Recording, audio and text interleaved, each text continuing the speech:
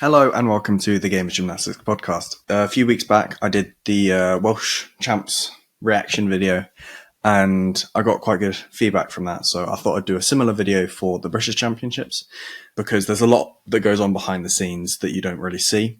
And I'll also go into a little bit of detail about what each of the skills are, how hard I found them. Let's just get into it. So first routine is pommel horse. So this is in chronological order.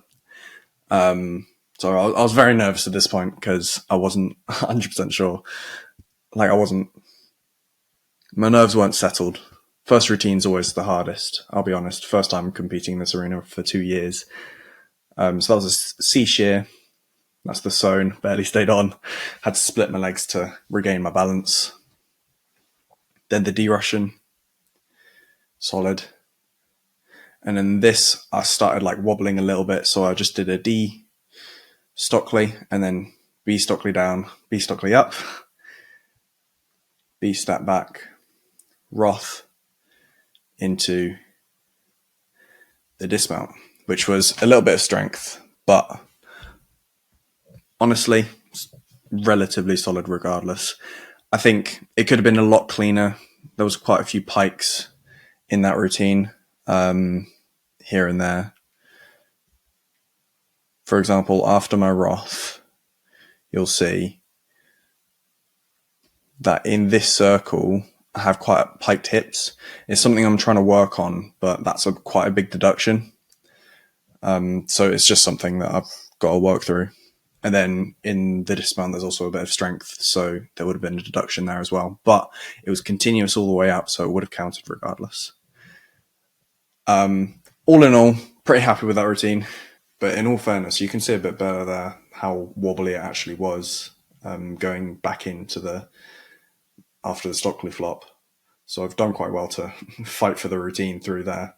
Now I've got 12.35 on this routine, which is relatively low. I want to be scoring about a mark higher, but considering I barely stayed on, I'll take what I can get. Next was rings. Now I was a little bit more confident for this one, because I'd already gotten through the first routine and I was feeling a bit more confident regardless.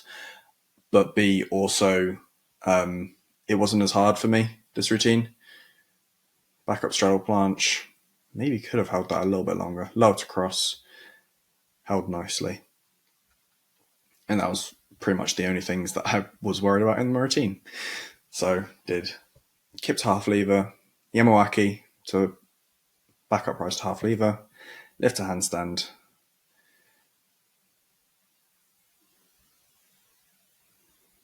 backward giant, bit of a wobble, and then a double right fall. Now with this routine, I was, like I said, I was a lot more settled, but rings isn't my strongest piece. I need to push a lot for the difficulty. One thing I will go into a little bit is that my oblique, I had a muscle strain in it during this competition. Well, I got it about a week before the competition, so I was struggling quite a bit with that. So I hadn't been properly on rings for a while. I hadn't been properly on high bar for a while, and I hadn't been doing underbar and P bars for a while either. So it was a pretty basic routine. It was just getting from A to B on this one. So I've been pushing quite a bit recently, more on bigger skills, more difficulty. So putting forward giant in there, which is another C, putting back up to straight planche instead of the straddle planche, which would move the B to a D, and then also get me an extra 0.2 on the difficulty score based on the requirement. Lowering to Maltese as well is another thing I've been working on. Doing a Jonasson as well, which I could always do, but it was just a matter of getting through the routine, and then bigger dismount as well. So quite a bit to work on there, but all in all, for what it was, I was just trying to get through a routine, and I did. So for what it was, relatively happy with that one. Now next was vault.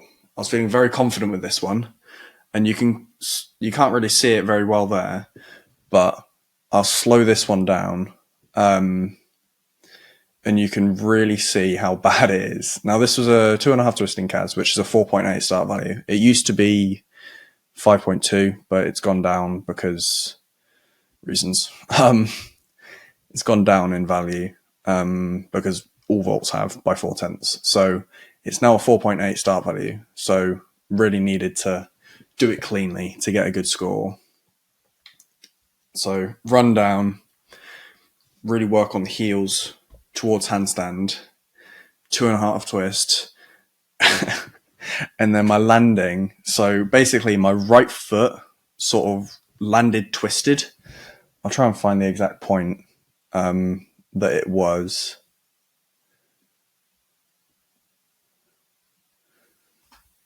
There. Great screenshot there. So my right foot, my right ankle is twisted on the floor. So it's like sideways. And then my right leg is also completely straight. So my left leg has had to take the brunt of the force. And that's why my knees turned in. So it can sort of make up for it. It's a very bad landing. And you can see in the position, like that's not a textbook landing position. And I don't know how I've not done my ACL or something like that from that landing, but not really sure. It was arguably, well, in terms of pure deductions, it was a better landing than I did at the Welsh. So I'll take it. Neither of them were as good as English, but deduction-wise, it was better than the Welsh. It was just the fact that, yeah, the landing position is not it. But yeah, it's something to work on. It's something to push forwards for. And it's something that I need to keep working on as time goes on so I can minimize the risk of this happening again and maybe something worse happening next time, because it's not good. It's really not good. Hey guys, Winston here. I hope you're enjoying the episode so far. If you are, please do leave a like, subscribe, and leave a comment if you can. Also, if you want more gymnastics content from me, you can check out my Instagram at wpowell05 or my TikTok at winstonpowell5. Thank you, and let's get back to the episode. I apologise for the quality, by the way. My mum was the other side of the gym, and then the BG score videos aren't massively good quality, but you can see the routines well enough. So, P-bars. This was a routine that I was a bit worried about because I hadn't done underbar properly for like a week and a half before the competition. So I was definitely worried about this one. Did I do more basic routine? A little bit more basic routine because I wasn't doing the Homma, but so I've just done a front apparatus instead, which is 3/10 down because it's an A rather than a D. So it was what it was, though. I was prepared to make that sort of compromise, I suppose. Then do pirouette. And I was meant to do an undersummy half here, but I did an undersummy instead. And then knowing that, because my routine is normally undersummy half, undersummy, I was like, okay, I'll do an undersummy half on the second one. But as you can see, I didn't, which is, yeah, not ideal. So yeah, at that point I was like, well, I've done 2 undersummies now. Only one of them can count, and I'm still getting deducted for the other one. So I just got to keep going with the routine from there. So I went immediately into the McCuts, which was a little bit scrappy, but again, it is what it is, and just went through the rest of the routine. The above bar is relatively good, like a couple hand placements here and there, because I was a bit nervous and a bit shaken from what happened. And then I did my double pike and rolled on my back. Again, I can blame lack of preparation. I can blame the fact that I couldn't properly go into a pike and it was hurting and pain and all that sort of stuff. But realistically, at the end of the day, the performance is the performance, and the only thing that people see is the actual performance. So you can blame everything else that you want, but it doesn't matter as long as it never matters in the minds of the people that watch it. They only see what you do. So I can blame 1,000 different things, but realistically, at the end of the day, it was not a good it wasn't a good enough routine, and I got to move forward from that. And the one at the English I did wasn't good either. So working to try and consolidate it, similar routine, putting in a Jack McCutts hopefully for British teams in London Open, but we'll see how it goes. But yeah, like not a ton.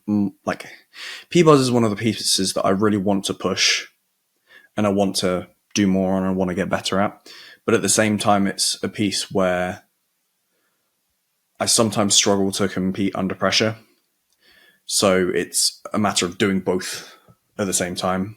Like, I know I can do a really nice P-bar routine. I know I can perform it well, and I know I can be up there. But it's just a matter of doing it on the day, and just a matter of being able to consistently do the preparation, consistently do full routines in the preparation, and having that confidence to do it in the competition. Because that's the one thing that I can put apart from my preparation at Junior Worlds, for example, where I had a really, really good and solid P-bar routine, to a P-bar routine like this, where I haven't been as solid in the preparation, and therefore the routine hasn't felt as good on the day. And that's the only thing I can put it down to. It's just, and it's completely on me, I'll be honest. And I can blame 1,000 different things again, but at the end of the day, I need to do better. So yeah, I'm assuming there'll be another angle of this. But yeah, we'll slightly different angle. Just see Elliot doing a double pike off the floor. So yeah, it's realistically, I scored 11.8 on this routine, and with a fall, that's a 12.8. Without the fall, that's a 12.8 plus whatever other deductions, and then I did 2 undersummies, so I wouldn't have got my undersummy half counted plus the deductions on that. Load of hand placements. So if I clean it up, it's not a bad routine. It's just a matter of, again, doing it under pressure, doing it consistently in the preparation, and being able to perform it on the day. But that day wasn't my day, and we'll come back next year. I'll definitely come back next year. Next was the horizontal bar, which was the piece. I don't know if I want to say I was the most nervous about it, but it was one of the scarier ones going into it, because as I mentioned, my oblique was painful. So it was a struggle to be able to do routines a week before the competition. One thing that I will say is that I didn't do any shoulder catch-ups from when I did the injury up to the day of the competition. And I was like, it felt all right on the day, so I just did it on the day. I did do it in the warm-up, so it wasn't like last minute just getting it out there, but it wasn't as prepared as I would have wanted to be, because my preparation was so good. I felt so confident with this routine up to the point of the injury. So I knew all I had to do was trust my muscle memory, trust what I've done in the preparation, and just put it out there.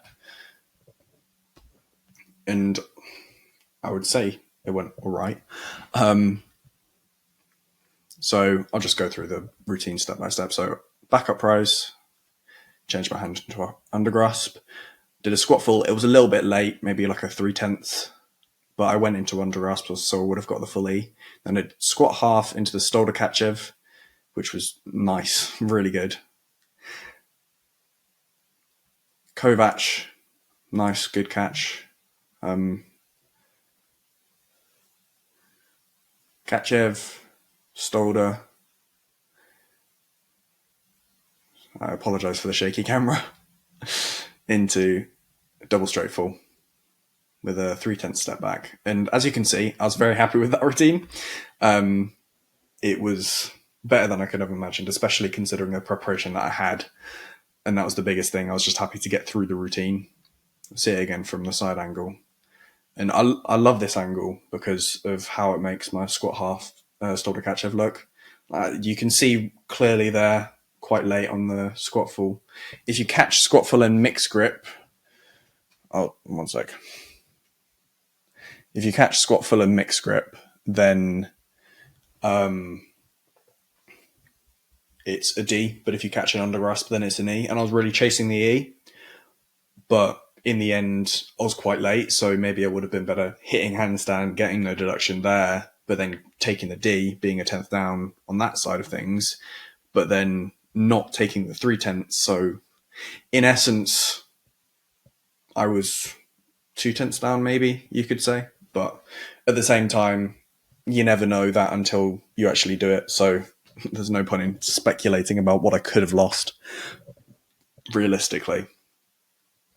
But then squat half, stolder catcher. Squat half was a tiny bit late, but then stolder catcher like caught perfectly. I've reached for the bar and I had no idea if I was going to catch it or not because again I didn't have the prep, but I trusted it and I got on. Kovac was nice, but like the second part of this routine, Kovac, Kachev, Stolder, I wasn't worried about at all. Even the dismount, I wasn't really worried about. It was purely the first little part of it that I was a bit more worried about. So getting through that routine was amazing. And like at that point, I was like, my competition's done. I've done what I needed to do for qualifications. So I was just like, okay, hit this floor routine hard, big finish.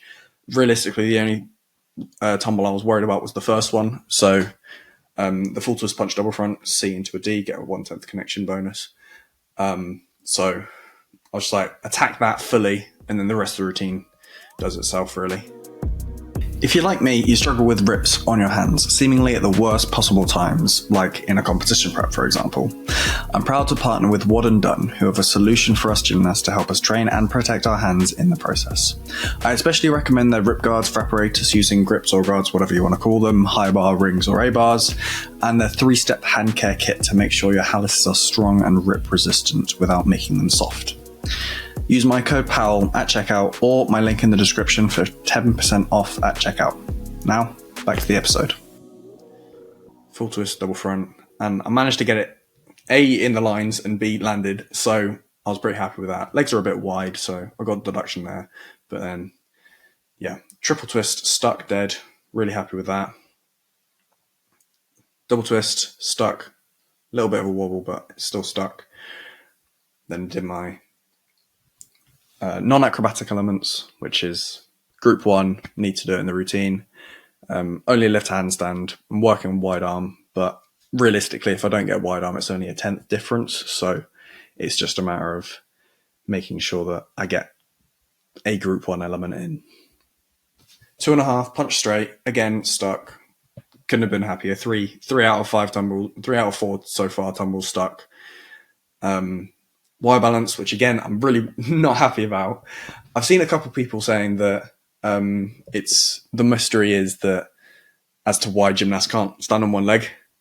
And it's like, we can, but you have to remember the circumstances we're under as well. I did a little wobble there. Normally it's pretty solid, but we just either it's at the start of a routine and we're nervous as all hell and we haven't done the first tumble even. It's midway through the routine, we've just done some huge tumbles, or huge in comparison to what we're capable of doing, and our legs feel like jelly, or it's just before the last tumble, and it's even more so like that. And regardless of that, we're also under a lot of pressure, so that's another thing that sucks about it. And it's also like, most gymnasts won't have done a single leg balance before this code change since they were maybe like 11 or 12 years old at a push. And no one's like really practiced it at all at that point. Some of these gymnasts are 22, 23 years old. So they haven't done a single leg balance in 10 years and suddenly they're expected to put it in a routine. Some of which, like Luke Whitehouse, are doing triple back in their routine and they're being told to do an arabesque or a Y balance. I know I've complained about this a lot on the podcast, but I still think it's so stupid. But apparently, I spoke to Andy Toombs very briefly, and he didn't give much detail, but it's possible that it could change, or if not be taken out, then maybe get changed. I don't really know about the circumstances of it, but it potentially will change, and I can't wait if it does. honestly. It might change into something sort of different. It's just they're trying to add a more artistic element into the floor routines, but it's implemented in a way that it's not done in the way they wanted it to be done, because most gymnasts now do it at the start of the routine, which is not at all what they wanted. So it could be changed, but even so, we're moving on for the last tumble, which has to be a double somersault. So I did double pike back, which is a D, so I get a full requirement. And I was really happy with that routine. Stuck through out of 5 tumbles. I was really happy and made it all the way through clean. So, yeah. Just watch it again, I suppose.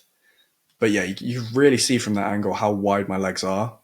And I didn't even notice this until basically I watched the video back. I was a little bit under-rotated on that triple twist, as in didn't quite get the full twist round. But yeah. Double twist was fine. Split's fine. Lift fine. But yeah, like with this routine, I'm not sure how much I can really push because I'm not really a floor worker. All I really need to do is put a solid routine out there and be done with it, really. I'm pushing for like 2.5 double front and double and maybe full twist double pike. But if I put those in, even if I put those in, I'm not going to be a floor worker. So the best bet I've got is putting those in, making it as consistent as possible, and running with it, really. So that was my competition. That was my qualification competition, at least. But that's not the end of the story, I suppose, because I then also had finals afterwards. But in terms of how I felt after that competition, I was really happy because not really happy, because I knew I could have done more. I knew I could have improved on what I did. Obviously, I fell on P-bars, dodgy landing on vault, rings could be done a lot better, pommels could be done a lot better. Even like the good routines like high bar, even the good routine like high bar, I don't think floor could have been improved much. Maybe a stuck dismount and a better full twist double front, but at the same time, I wasn't too fussed about that. You can't ask for perfection. But yeah, like even the high bar routine could have been a lot better could have been better because I could have done a better squat full and could have hit more of a handstand on the squat half, and the dismount could have been landed better. Like all of those things, I know they sound small and kind of insignificant. And again, I can't ask for perfection because no routine is going to be absolutely perfect. But at the same time, it's like I need to be pushing for these things, especially for the landing the dismounts, especially on high bar, because I'm trying to be one of the best on high bar. If I'm going to be trying to be one of the best on high bar, I need to be sticking my dismount consistently. So that's one thing that I really do need to work on for, in terms of what I did at the qualifications. So yeah, but all in all, very happy. Made 2 finals, made floor final and I made high bar final, which is confusing because I'm not a floor worker, but I suppose anything can happen in competition. So I'm pretty happy with how it all turned out. Obviously things to work on, but I was happy with it. And we move on to the final day, which was the next day. So the qualifications one was on the Saturday and this was the Sunday, the finals. So I'll just get started now. So floor final was first. It wasn't that early on in the day. It was about just after 11 o'clock, like 11:30 or so. I was competing. But I only say that time because it gives you a bit of an idea. So at this point, I was literally just just get through this tumble. And I stuck it dead. Foot was slightly out of the line, so I would have taken a 1/10 there, but I was happy with it. Triple twist, not bad. About a 3/10 step. Double twist, hop, and at this point I was like, I'm out. I'm out of the competition. I just wanted to go clean at this point, so Splits, handstand, fine. At this point, I was struggling a bit more with the oblique injury. It was hurting quite a bit more. Not right now because I was like hopped up on adrenaline from the feeling of competing. But yeah, 2.5. I forgot I did that actually. I didn't put enough rotation into my 2.5 twist backwards, so I couldn't do the straight front like I did in the qualifications. So yeah, I made a split second decision and I did a tuck front instead, which would have cost me 0.2 plus whatever I would have gotten in deduction as a result. Because you get 0.1 less because it's an A rather than a B, and I didn't get the 1/10 connection bonus either. Wire balance, again, that one was actually better than the one I did in qualification. And then double pike, nearly fell over, but held it together just about. I actually managed to only get 0.2 penalty on that routine. Somehow I kept my foot in on the double pike. But at that point, I was like, I just got to get through this routine. I'm not a floor worker. I wasn't expecting to get any sort of medal or anything like that. So I was just like, get through clean, feel good for the high bar final that you've got later. I don't know why they're still on me at this point, but yeah. But I was really happy with this routine because, well, I was really happy with this tumble, I should say. I was only really happy with the tumble, the full twist double front.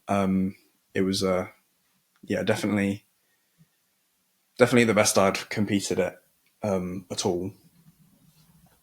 And it was like,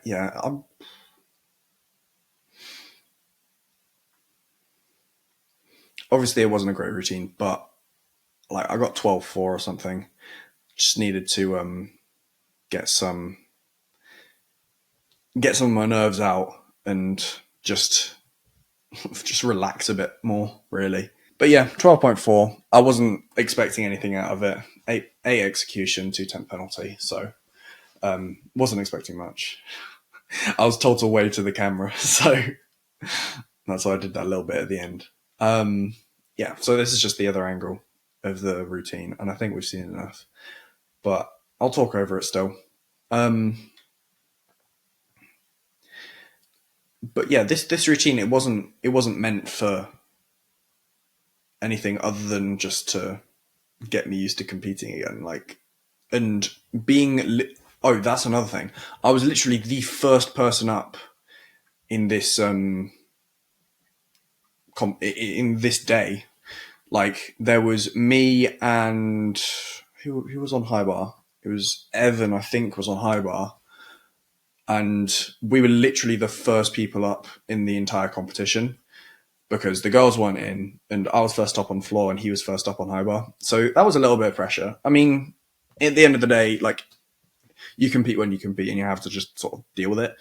But it was a bit strange to be literally the first person up on the finals day, opening out the competition, I suppose. Yeah, it was big deductions on pretty much all my tumbles.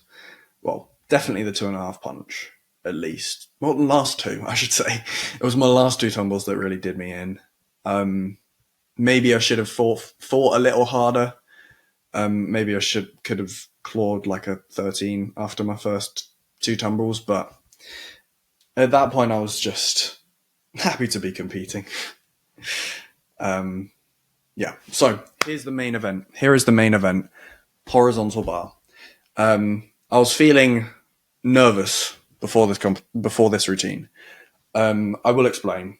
So my oblique was in quite a lot of pain at this point. I had done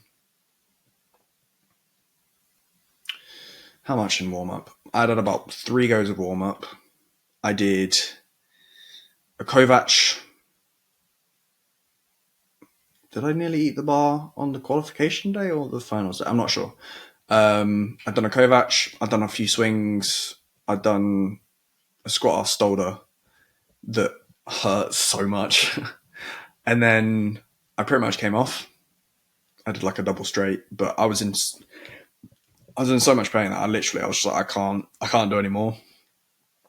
So I basically stopped for about half an hour. I was just sort of chilling, trying to wait for the pains to sort of subside, but it never really did. So I walked out, and then before the competition, so in this they do split warm up. So there's 8 people total in the final. Then so the first 4 go up, warm up, then the first 4 compete. Then the second 4 go up, warm up on the actual competition piece of kit, and then compete. So we had a back gym that we did all the other warm up in. So in that warm up, I literally did swing turn, blind turn, top turn, and then basically dropped off. I didn't do anything else really, because for one thing, I knew I didn't need to. I knew I didn't need to do tons of big skills. I just had to trust the prep, trust my muscle memory, and just trust that I could get through it. And I know I could. And on the other hand, I didn't want to do anything more. I really didn't. I just sort of had to muscle through it. So that's sort of the context behind this routine. But by the point of me putting my hand up to about a couple minutes after the routine, I couldn't really feel anything. I couldn't feel any pain. I could barely feel any part of my body. So this routine was completely muscle memory. And this for me, illustrates the importance of just numbers in the gym, just doing so many numbers. Squat full was a little bit late. It's same as the day before. Then squat half even later. But I did it into the shoulder catch. I've caught. It was great. Then into the Kovac. Was caught well. I was happy with it. Stratokachev, also on the bar. Nice, and I've tried to keep straight arms in all of the giants after and throughout the routine, just to be able to make sure that I'm taking as little deductions as possible. Obviously, it's not an easy routine. Like, it's not like the smallest routine in the competition, but it's also not what I want to be doing. I want to be doing a lot more. So I definitely split my legs in the squat half as well, which is it's not ideal, and I'm trying to work on it now. But when I was in that sort of situation, when I was trying to deal with the pressure, it was hard to just sort of, it was hard to focus on like the tiny details. At that point, you're just reverting back to what you know, and what I knew was that. So now I'm trying to change that sort of habit. So see it from the other angle. Squat full, definitely late. I'm swinging quite fast in this routine. I'm not normally swinging that fast. Squat half was late. I had to get in so quickly into that Stolderkachev. But again, I hadn't done any in the warm-up for this. And this is just sort of, for me, illustrated the fact that if I trust my prep, if I trust what I've done in podium training, I can just not do too much in the actual warm-up. Just so long as my body's warm and I'm ready, I'm happy to just sort of do my thing. And in this routine, I was really happy with getting through. Like, it wasn't as good as the one I did in qualification, because the squat half shoulder catch, the catch was a bit too close and I bent my arms on the way out. Squat full was just as late, so not as good there. And then also the dismount, I took a smaller step in the finals than I did in qualification, but I still really want to stick. And I want a double, to be fair. And in terms of improving this routine, I want to do a lot of stuff, to be fair, in terms of in my career. Pushing for shoulder straight, pushing for things to connect out of the squat full, pushing for bigger dismount, double, or potentially maybe working towards like the triple pike route. What else? Quast. I need to put that back in. Hop full. It's the thing is, I can do it. It just doesn't look good. So I'm trying to make it look better, but I'm kind of scared of doing it at this point because I've done too many that are like stubbing my finger on the bar, all that sort of stuff. And quast has now become like the scariest skill for me to try in the gym, even though I'm doing these releases, shoulder catcher, which people would say is a scary skill to do, Kovac, which I admit isn't like the biggest skill, but especially when you're first doing it, it is a bit scary. Straddle catcher is easy for me now, but like quast is now the scariest skill for me to try, even more than Coleman. I'm more comfortable doing a Coleman than I am doing a quast, which is weird because it looks tiny, but it's all relative, and these things just are the way they are, and things can be a lot harder than they look. And it's not even like it's a hard skill, it's just something that I need to work on. And because when you're working on it, you're bound to make more sort of mistakes on it and have issues with it. So it's just the way it is, really. It's just the way it is. So I'll replay this routine one more time in the perfect spot as well. Squat off shoulder catcher, brilliant. Just so you can see what I'm on about. Like these releases, I'm really trying to keep straight arms throughout the release, throughout in the catch, and also in the giants out. So I'll take the least deduction possible.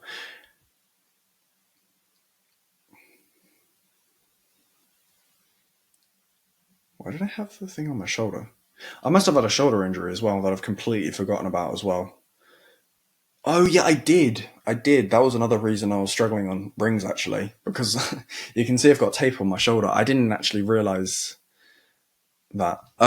Back to the thing about the arms. In the squat half Storacachev, when I catch the Storacachev, I've got bent arms, so I have to push out, and then because I've not got as wide of a sort of lever away from the bar, I suppose, I haven't got as much momentum, so I have to bend my arms to get over the bar as well. You'll see it here. So I do the squat half, Storacachev. It's slight, it's very slight, but it's the difference between meddling and not meddling and all that sort of stuff. So, like, I was very, very barely above Adam Tobin. So every 10th counts. Like, I was less than a 10th above Adam Tobin, who got 13.15 and I scored 13.2. So I was very barely above him. So like every 10th that I saved in this routine counted towards me getting that medal. And then in a similar fashion, every 10th that I could have gained could have put me above Alex Niskavenu, who got the silver medal with 13.4. So I definitely could have beaten that. I was aiming for like mid 13s, high 13s. But given the circumstances and everything like that, I was just happy to make it through a routine. So everything's relative, and you can always beat yourself up about the smallest things, but you were where you were in that routine, and if you improved on one thing in that routine, then maybe another thing would have gone. So you can't really say, if only I'd done this, if only I'd done that, because that doesn't really help anything. The only thing you can really do is find the negatives, work on improving them, find the positives, work on maintaining them, and then hopefully you'll climb up closer and closer to perfection, but you'll never really get there. But it's just getting as close to perfect as possible. Like, people use Uchimara as the classic example of the greatest gymnast of all time. And that was because like everything he did, minus like the big mistakes which happened to everyone, like everything he did well looked as perfect as it could possibly have been. It looked so textbook, and every line, every form, everything looked so perfect that was what people were aspiring to be like, and that's why he won everything. So that's just one thing I will say. Like, you can aspire to be perfect, but you'll never really get there. It's an unattainable goal, but it's still good to try. And I'm still trying every day, so I can't exactly talk. But yeah, so that was my British experience in terms of, well, from A to B, literally. So qualification, finals, and to now, really. I hope you've enjoyed this episode of the Game of Gymnastics Podcast. If you do want another one of these in terms of talking about my own routines in terms of the English, then do like the video and let me know. Or if you just want the future ones, so the British teams and London Open, if you want different formats, all that sort of stuff. And if you've got any ideas of routines or other people's competitions that you want me to react to and look at, then do let me know in the comments below. Thank you for listening to the Game of Gymnastics Podcast. I hope you enjoyed, and I will see you in the next one. Peace.